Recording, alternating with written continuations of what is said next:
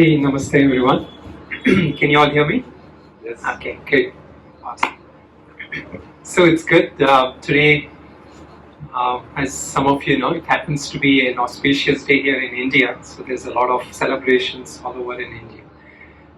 But we are meeting here for a satsang, which is a good way to spend our time on this day. So this is going to be an informal session, and I will just introduce a few things, and we can also, maybe especially towards the later part, discuss, have any questions, and have a discussion. Okay. So the first thing, as we generally do in most of our things, is I will just start with a prayer, and then I will introduce a couple of topics. Okay.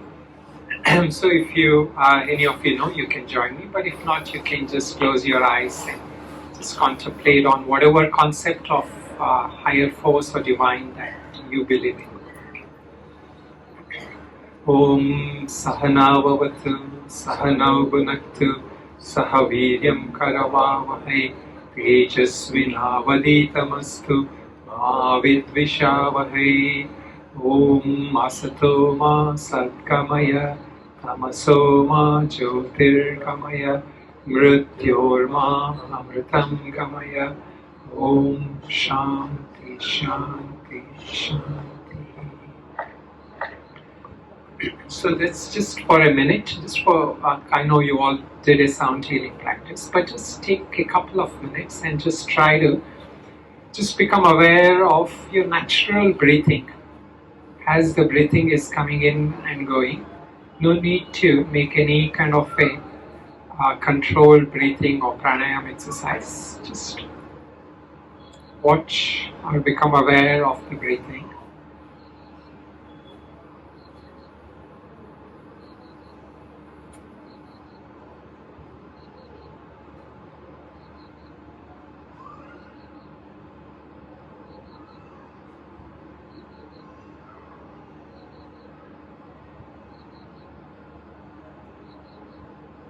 It's naturally flowing breath. There is an observer of the breath.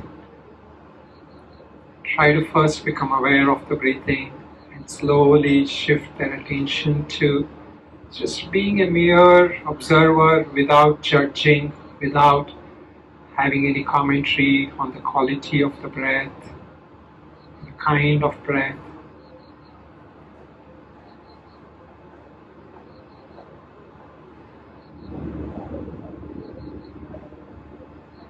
And then you can just try to become aware of your own mental state, thoughts coming, thoughts going. Just a mere witness, whether you have a good thought or a bad thought. Your mind, your consciousness is like the clear open sky. There may be clouds, bright clouds, dark clouds, but the sky remains unaffected.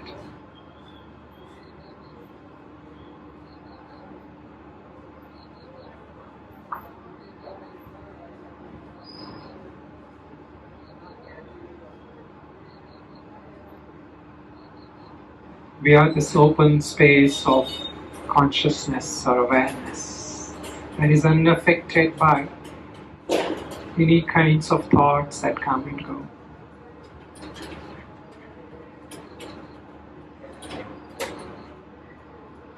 And then you can just relax for a minute and just let go, no need to do any practice, and just try to tune into whatever peace, awareness that you can. Just completely letting go, not having to do anything. Just relax, let go, and feel that state of mind.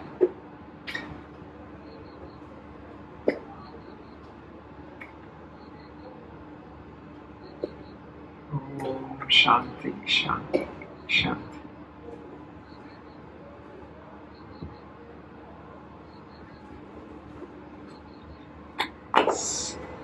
So today, we've been doing a few series of these informal satsangs for the past few weeks, and The idea is actually to just kind of inquire into a topic which is very common in what is called as our Vedantic scriptures. And the concept of that is not based on any kind of a specific belief of religion or something. It is just a simple inquiry. The inquiry into understanding first, who am I? What is our true nature? Second, the nature of what I perceive outside me. So, and we'll just limit to these two today. The first, all right. Okay, so I'm going to just first give a little bit introduction, and then we will engage in a little bit of a discussion. So the first point here is what we are going to talk about is mind in terms of Vedanta. We all know about mind from science, So from the aspect of science, the mind is mostly considered to be a brain activity, an activity that's related to things that's happening in the brain, which there are certain nerve signals that comes, from what I see, hear, taste, touch, smell. So there are some nerve signals that come into the brain, and the brain registers and it gives certain impulses through which our motor nerves gets activated. So I can talk. So for me to talk, the thought has to come to the brain, and the brain triggers that thought and translates into speech. And so this is a brain activity that we are familiar with. All right. So the first thing is that there is that kind of differentiating between brain activity and what is known as mind. That is the first step. The second step is what we will explore also today: difference between mind and what we call as consciousness. Today there is also a lot of discussion in the West on what is called as consciousness studies. What is consciousness, and there's a lot of studies that they're trying to engage in. And this exploration was done by the Indian Rishis in a yogic way or in a different way, thousands of years before. And now, of course, we are able to give it better expression and better language. But that understanding was there, and based on which they came to that conclusion also of what is all these activities of the world that we perceive. So the mind, so firstly, can we say the brain and the mind are the same thing? Anybody of you want to share any thoughts? Is the brain and the mind the same thing? Huh? Pata nahi. Pata nahi. Good answer. It is a question, it's a dilemma. Huh? Yeah. Brain and the mind. Huh? So this is the first thing. I don't know. Anybody? Well, I think that on one side, the brain, there's more to the brain than what makes out the mind. Like there's lots of things that don't relate to the mind. Yeah. The brain. Oh, sorry. Yes, of course. So I think there are two sides. So in the brain are lots of things going on that don't relate to the mind. Yeah. But on the other side, the mind is also more than the brain, in my opinion, because you cannot capture the mind just with the brain. You know? Yeah, there's also a relation to the body and to the rest of the nervous system. Yes. That's like a little bit from my scientific point of view. Yeah. No, that's good. That's it. Yeah. The brain is more than the. Okay. Anybody else? What could be the difference? Yeah. Well, we'll take that. Thank you. So, brain is just an organ, and mind, you can say, is the manifestation of what brain is. Yeah.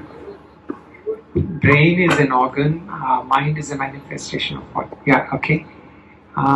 Good, yeah. Anybody else? Yeah.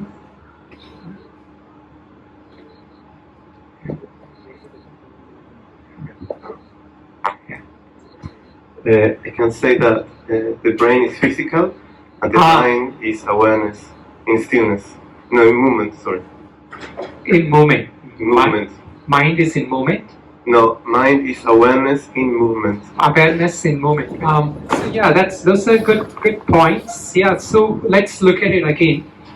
So the brain we are talking about, as somebody said, what was the word you used? Brain? Physical. Yes, that's a good, let's start from there. The brain is a physical thing. So that's a good way to look at it. And the mind is more than physical, right? That all of us agree. Can we all agree on that? That there is something more when we talk about mind rather than just a physical apparatus. You know, that what we think is somewhere in the skull region or the head region. It's something more than that. So let us try to explore this a little bit more. One is what they call it as that hardware and software. This is one concept I come across. Okay, more again in terms of the scientific terms. They say that brain is like the hardware and the mind is like that software. So firstly, from more like a Vedantic perspective, I don't fully agree, but I think it's a good working definition we can use for now. In that sense that the brain registers as nerve activities. There are nerve signals that comes through that. And the mind is like that software, meaning that programs and all that is registered there. You know, like so if you are programmed to think of a you know, like if maybe those of you who are from the West and you look at some Indian, some dosa, something, and you relate it to a pizza, so that is your software program, right? It kicks, no, this is like a pizza, this is an Indian pizza or something, right? So that is way we all translate it because you have certain program and that program kicks in when your eyes meet that object. So this is one way, okay? And the other thing is also where we can explore it this way. Will that mind be still there when the brain is not active? So this is again, I'm posing this question to all of you. Let's talk about one example could be when you're in deep sleep. Or another example is when somebody is in coma or something. The brain is not functioning. Is the mind still there at that point? Anybody? We are just exploring, so informally, anybody, there's no right or wrong, feel free to share anything. Yeah. Yes, it's active. Okay. the mind is active, the brain is active. Okay, one person. Okay, mind is active. Anybody else? Maybe the brain is active and the mind is not. Say it again, I can't hear. I said maybe the brain is active and the mind is not. Brain is active and the mind is not. Okay. Well, what would be the condition? What could be a situation where the brain could be active and the mind is, when the mind is not there but the brain is active? Like, can you think of an example? Like your things are still moving. Maybe the brain waves are still working on, like on your nervous system, and sending the brain waves. And you're like maybe in a theta state.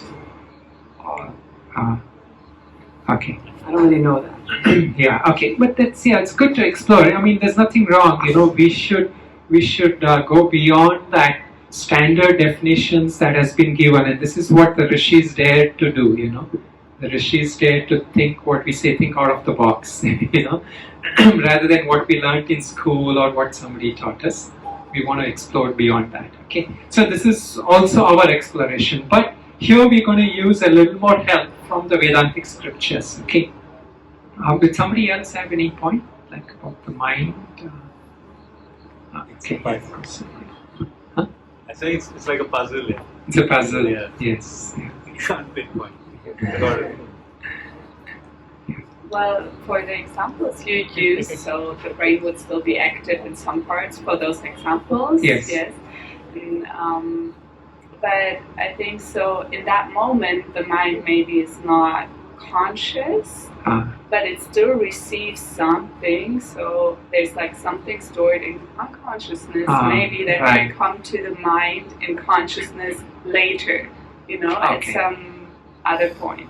But well, I mean, I know that there are lots of studies and also people who say they still receive, like they still were feeling something during coma, and it's still like, so I think that the mind's still there, even if a huge part of the brain is not active. Yeah, very good. So, sorry.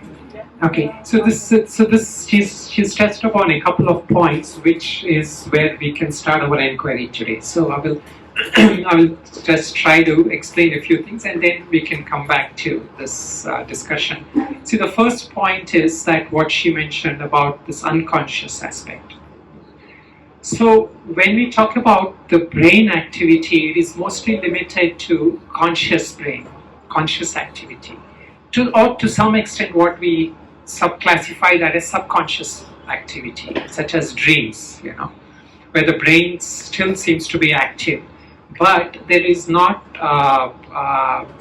there's not a lot of activity, but there is still some activity which is limited only to that brain part, not so much to the senses.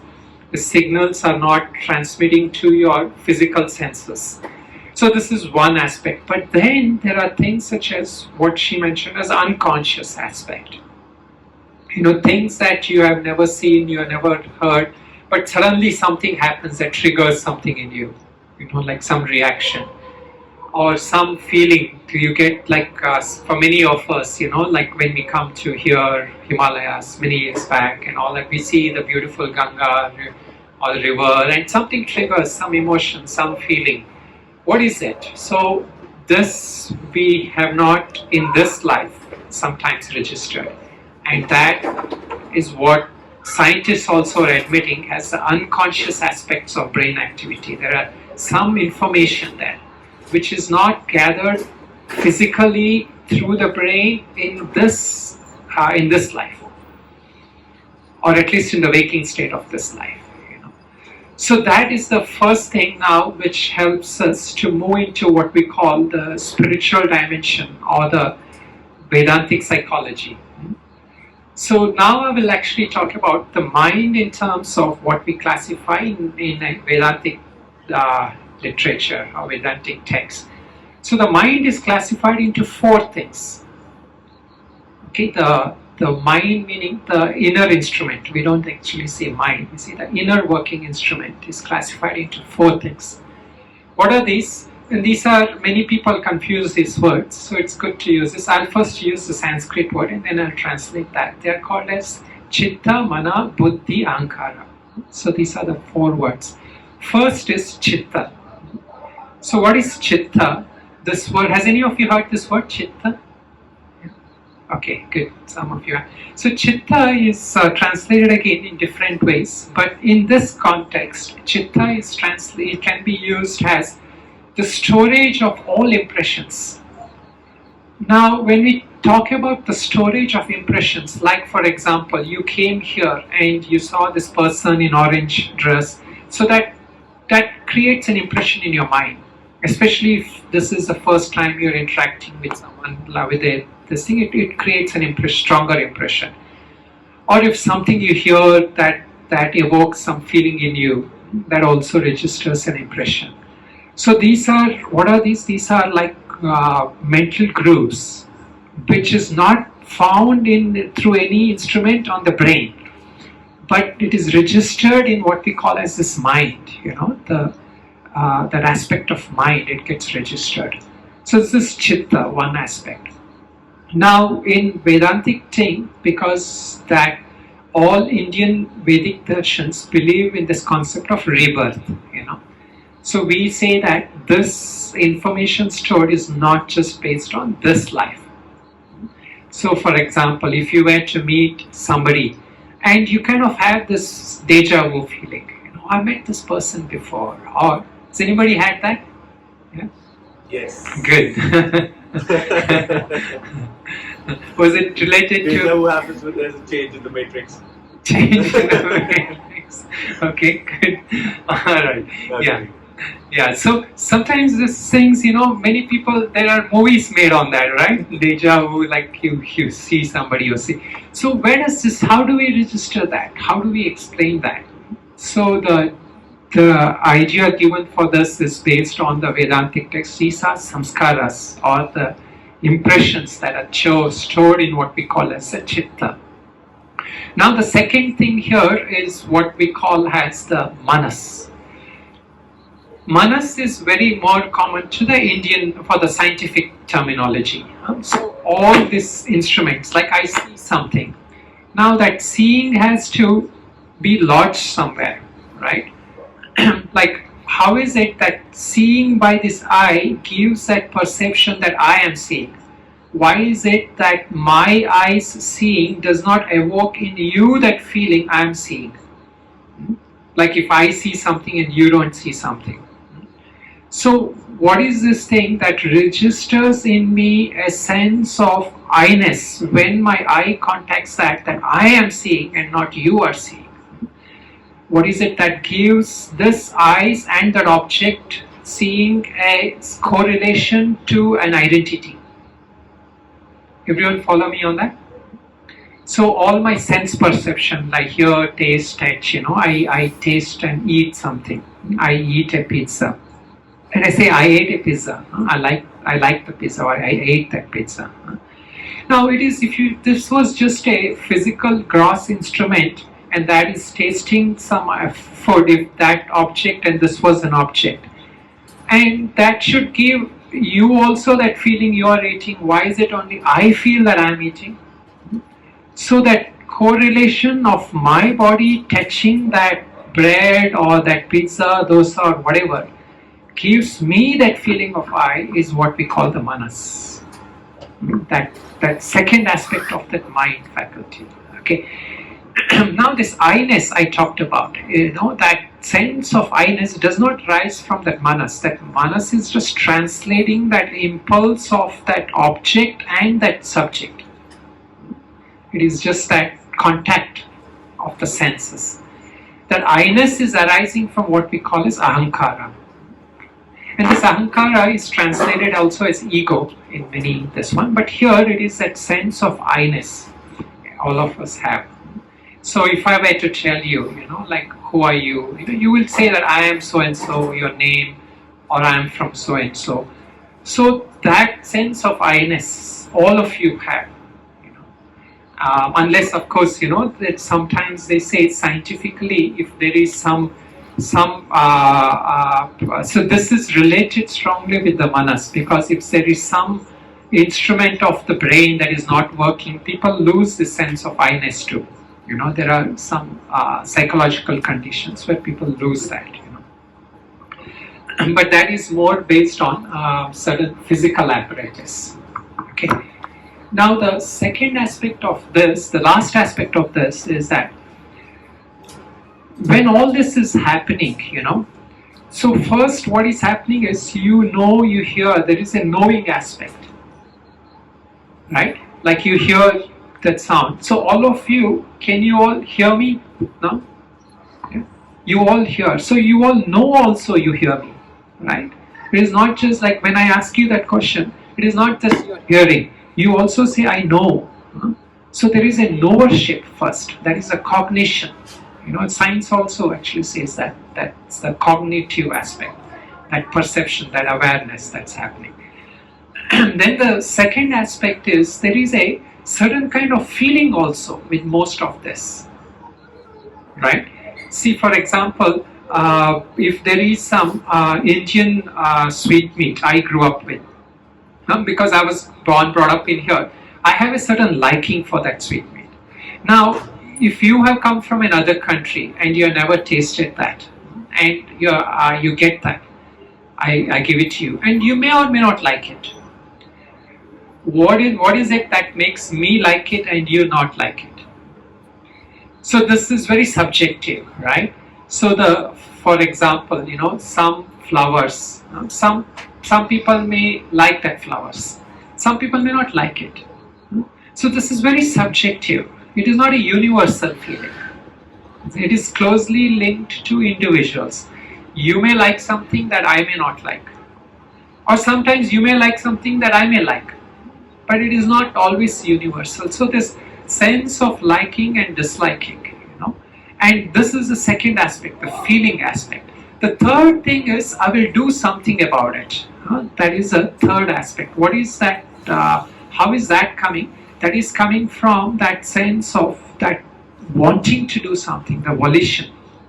So these three aspects we will all see faculty of that mind.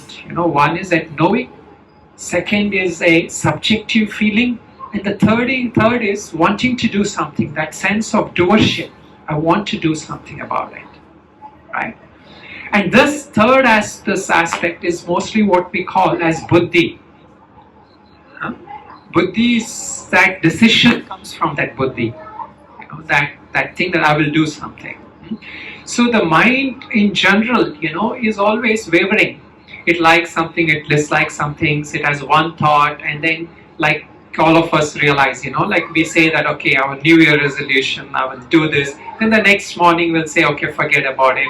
Why? Because the mind is very subjective. It keeps coming and going. But there is a decisive aspect also of the mind. And that decisive aspect, when we start working on it, it makes us achieve goals in life. So this faculty of that mind, what we call buddhi, is that decisive thing. And here is where we realize we make what we call a resolution, intention, sankalpa, and we say, I will follow this. So we are triggering that aspect. Now, in order for that aspect to be triggered, it has to be triggered based on certain understanding and wisdom. And that is what we are trying to do here. Okay? What we are trying to do here is that our understanding of the world is usually based on that input we gather from the sense perception. Like what I heard. So what do we, most common people, all of you of course have come here, you have wanted a shift higher. But for most people, the relation to the world is based on their perception, what they see, hear, taste, touch. And based on that, some intelligence arises. I like this, so I will pursue that. I don't like that, so I will say they use their intelligence based on their sense perception. But what we try to do is we try to elevate it to a higher level, where we try to understand that identity of who I am is not just based on what I see, hear, taste, touch, and smell. There is some deeper identity to me.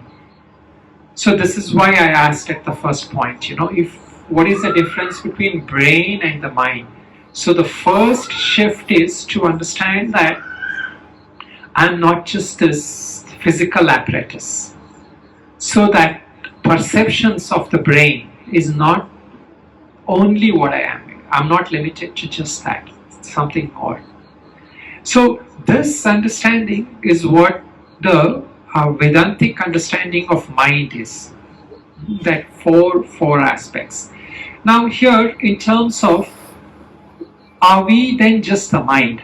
So this is one more inquiry we will do, and then we can discuss about it. So the reason for understanding this is, if these are the four aspects of the mind, so the essence of who I am, is it just related to these four things, or is there something more? So when I asked you to do the first exercise, where I told you just become aware of the breath, how many of you can actually say that you are able to observe the breath without having some sort of control over the breath? Yeah? You were able to observe the breath without controlling the breath? Yeah. Completely? Okay. Completely now. Completely? Now. Now, okay. Okay, good, very good. Yeah. Anybody else? Does anybody feel you cannot observe the breath without having some sense of control over it?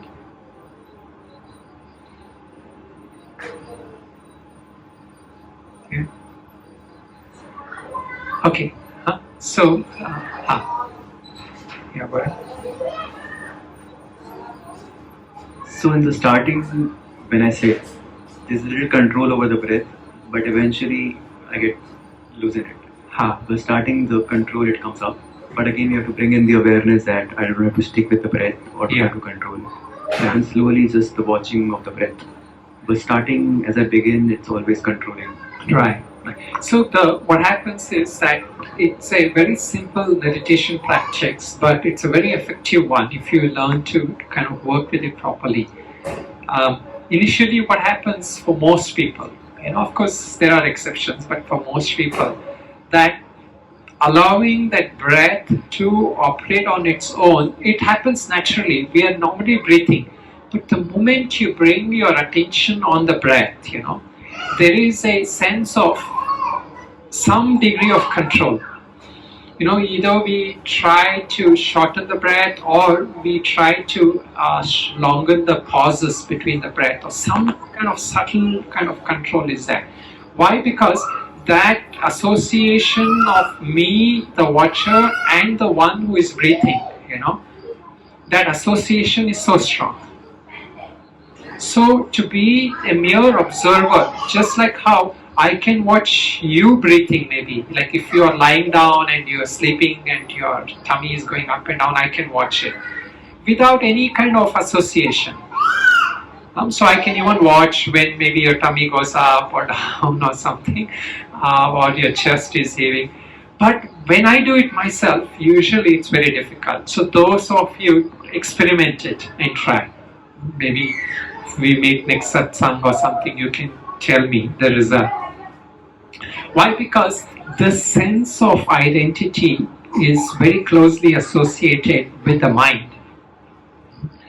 The functioning of the body and the attention of the mind is very closely linked together.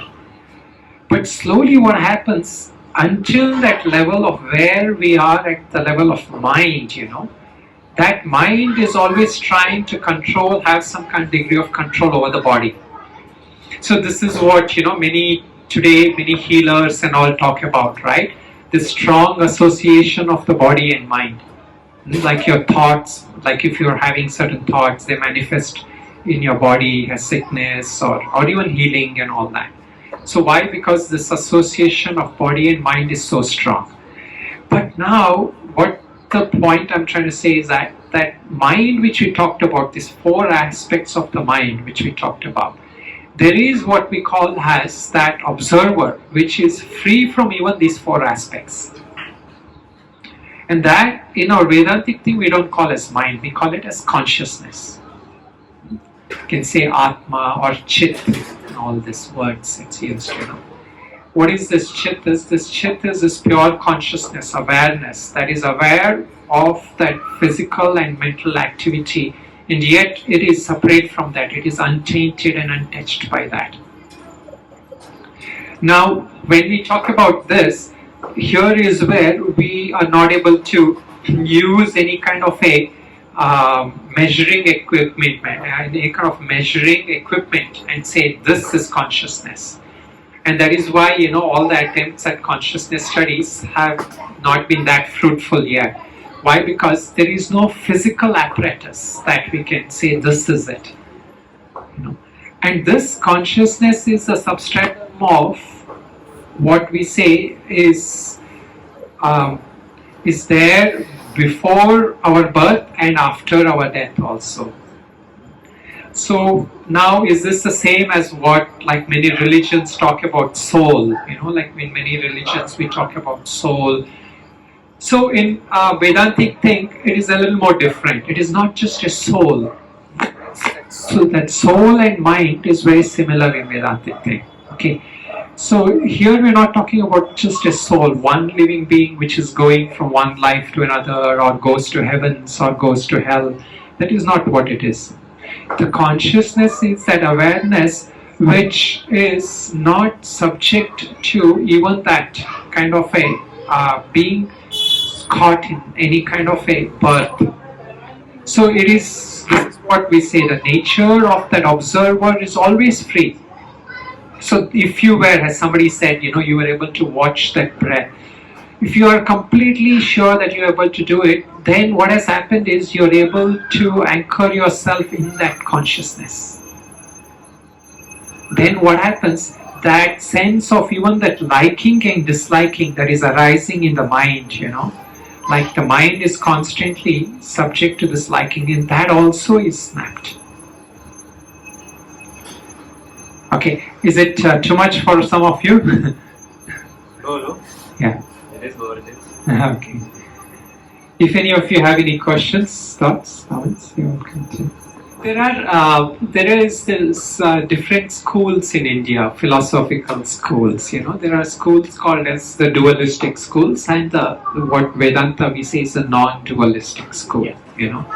So the difference between these schools is that in dualistic school there is that concept of having God, and like how most religions have, and that God is somewhere. Who's there to help us, and I'm different, and God is always like what we call the bhakti mark. We have to approach God through devotion, and in order to have devotion, God has to be some superior entity, supreme entity. But what happens in Vedanta is Vedanta accepts that, but also Vedanta goes to one more level where it says it is true that at one level God and you are different. But another level, God and you are also same, which is called that mentioned famously in the Bible, I and my Father are one. So that perspective of Vedanta, that is a Vedantic perspective. It is not just there is a supreme God, but the essence of God and essence of who I am is the same.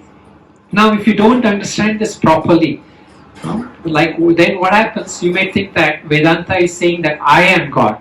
So this is sometimes a misconception. So the dualistic philosophers are generally saying that if you're not able to conceive that, when they're not able to really understand that, then they say Vedanta will take off your devotion from God.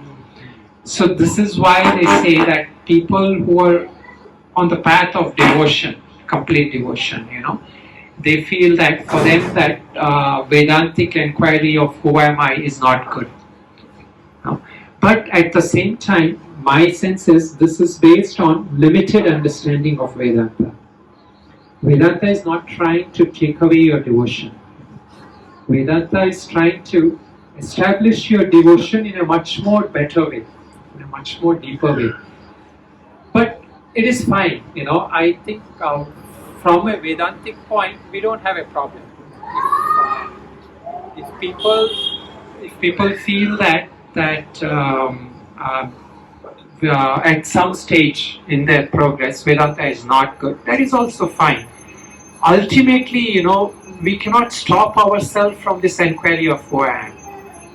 Maybe sometimes, some people come here and they will stay for a while and then they will go. Some people will come back. So this is the journey. Some people are ready to inquire into the quest of who I am. Some people feel they're not ready because they feel there are other things, other answers they're happier with.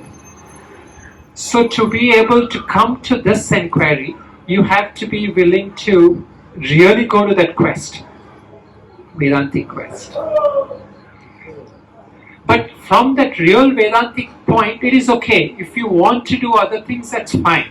But ultimately, there is this inner urge in you to seek the truth of who you are. So what Vedanta is trying to say is, why wait for 100 years or 100 lifetimes? Do it now and be free. And what the next destination after? So where do we go? Where we not go? What is out for mind? So so Buddhism way is nirvana. Yes. Vedanta, where do we? If I follow you, where do we come? What is next last destination? If you follow me, then you will learn to follow your own inner guide. That inner thing in you which is calling you. So at the level of words, you may be following me, but at the level of the real following, you're following your inner self. that self which is in you, that is what is the ultimate following. Now, what is nirvana? Let us just explore this. Nirvana means success, that Sanskrit word. It is a Sanskrit word which Buddha used. It is actually, you'll see also being used in Bhagavad Gita and other texts. You know, that word nirvana is that cessation of all our sufferings in life, and ultimately the cessation of all desires. You know, nirvana, the extinguishing of all desires. When will you extinguish that desire? As long as you feel you are different from something else, then you will always want to seek that. That subject-object thing will always be there. So how will this stop that I feel that I am different from you, or that thing is different from me, or that sweet is what will give me happiness? So this constant relation I have, subject-object relationship will not extinguish that desires, will not extinguish my suffering. When you come to that real realization who you are, then you realize that who you are is not separate from who the essence of the world is. If you have not come to that understanding, then it is still a limited understanding. Like if I still feel I am separate in essence, not at the level of body. No, we're not talking at the level of body or mind. We're talking at the level of consciousness. So sometimes what happens, these intellectual queries, like to answer them, just like at one query, it will not satisfy us. It is based on layers of proper understanding. Otherwise, what happens, like you hear one Vedantic word somewhere, and then what happens, we will try to interpret it from somewhere else. And that will, from our other understanding of other literature and other texts, then it will cause a conflict. So your question was, what will happen if you follow me? So you're not really, as I said, following me.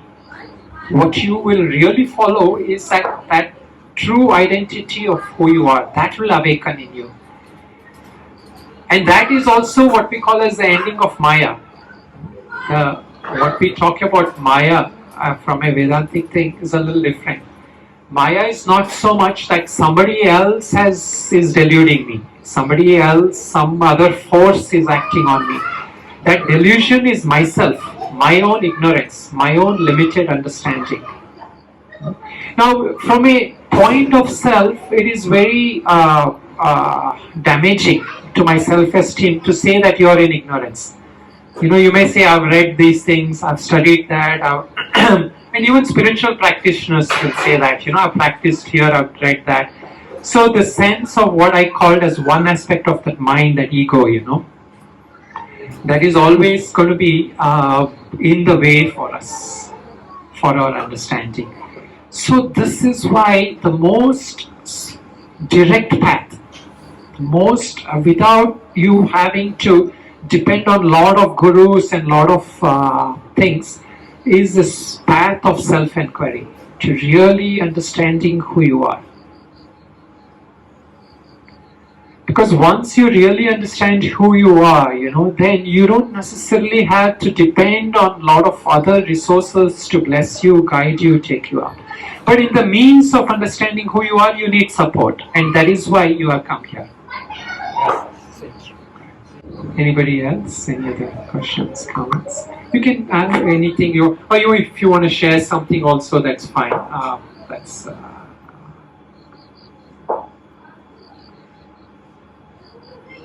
Okay, so now I have a question since I introduced this topic, right? So from what I explained of the different aspects of the mind, the four aspects of the mind, So where can we put as brain? What do you think is brain, and what do we think is mind? What do we think is consciousness? How can we distinguish this? Anybody wants to share? Like that understanding of what I said is the brain versus the mind versus consciousness.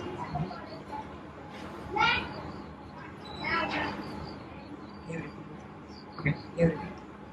So we started our discussion with what is brain and what is mind, right? And we said that brain is limited to the physical aspect, and the mind is that other aspect. So, what is there in the mind from this understanding of consciousness that makes it different from the brain? Or what is there in consciousness that is different from just the brain?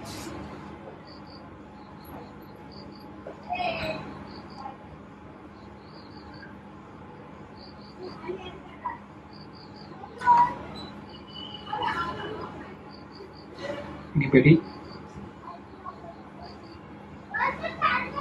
So the memory aspect, what I mentioned, is that lodged in the brain? Maybe it will start from there. Where do we think the memory is? Is it in the brain? I think yes. I think what science tells us is that yes, somehow memories are stored in a particular part of our brain. Yeah. And actually, when part of our brain is damaged, there is a possibility of loss of memory, right, loss of cognition also. Yeah. So I would say that a part of it may be correlated with brain activity, but I think that is also a part of the mind that is not really connected to the body itself. It is not in the body. It is connected to the body, but it doesn't exist in the brain. Or it's above that. It's more than that. See, one interesting way to think about it is that when we are born as humans, we are supposed to be able to learn how to speak. Like a lot of, they say, children at a certain age, they're supposed to learn to speak, learn language, or they're supposed to learn how to walk and think and all that, So if you really think about it, that why is this faculty prominent in humans, and why is it that animals don't learn these things? Animals don't learn to talk, right? I mean, they bark, of course, maybe like a dog or something. But so this kind of ability, it is not just something that we can say from a scientific thing that humans are able to do this. But why is it that somebody born in a human body or some person is able to register this? And also, like a lot of things, like we can look at it like some child prodigies. Like there are some people who learn things at a very young age, much faster. Say Beethoven, at a very young age, he could master how to play piano and all that. So where does the talent come from? So this is what, this is where we can kind of at least suspect that there has to be something more to memory than just what is registered in the brain. So this is also the reason why some of us have an inclination towards learning some things. Some of us don't have an inclination towards learning something. Why? Because we carry these impressions from a different life also.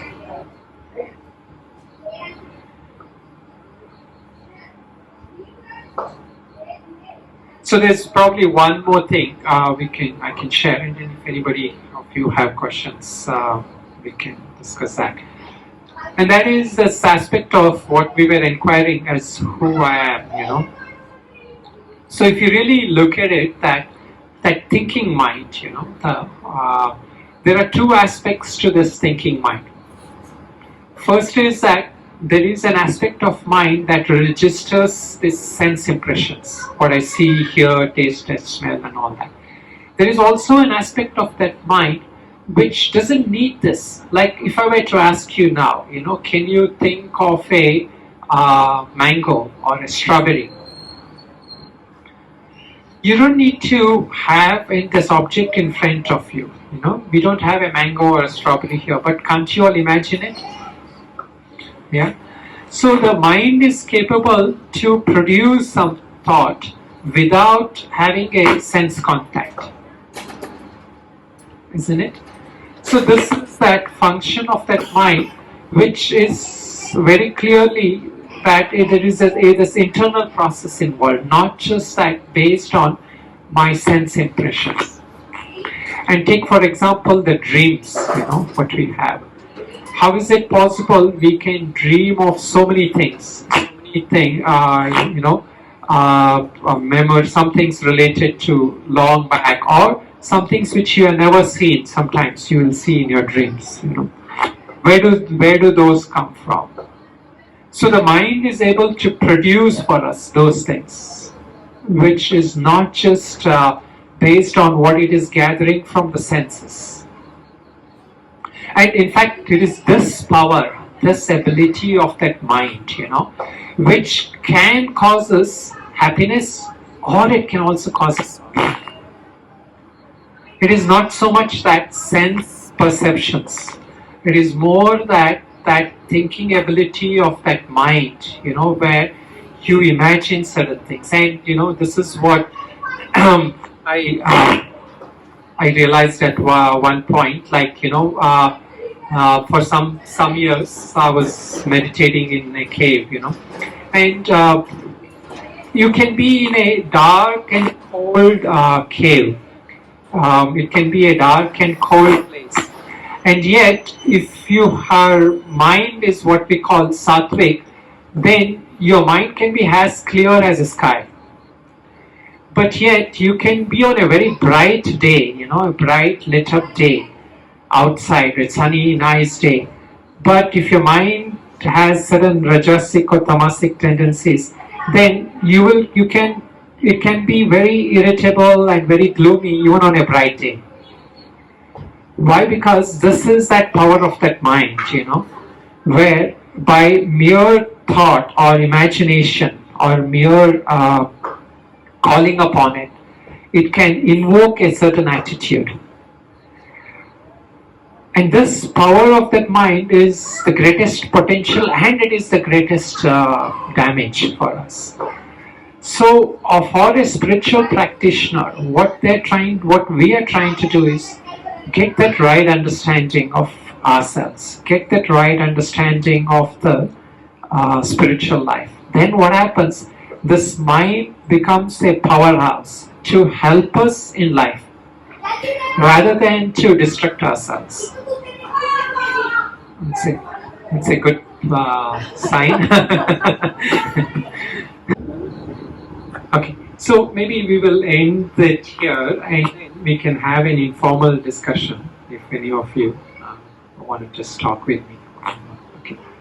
So let us take a couple of minutes, and I like to just lead us in a small practice where we just try to, since we have all gathered here, we can just try to just sit for a couple of minutes and try to imagine a kind of a scene or a place or something where you feel very positive, some favorite spot you like to go to, maybe next to a lake or near a mountain or wherever.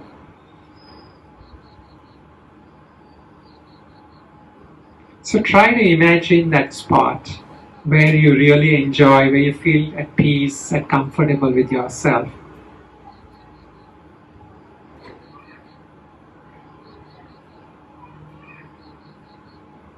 Now try to slowly correlate that feeling that it produces in you, that state of positive, joyful feeling.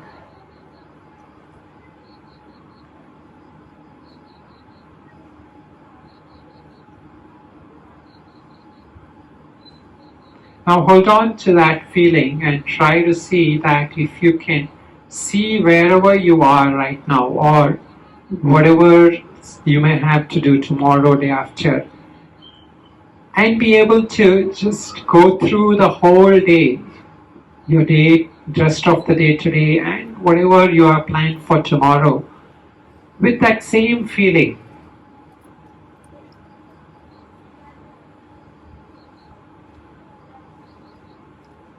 So this is what we say as this thing of pure vision, trying to have a sense of pure vision, where our vision is purified by our inner understanding.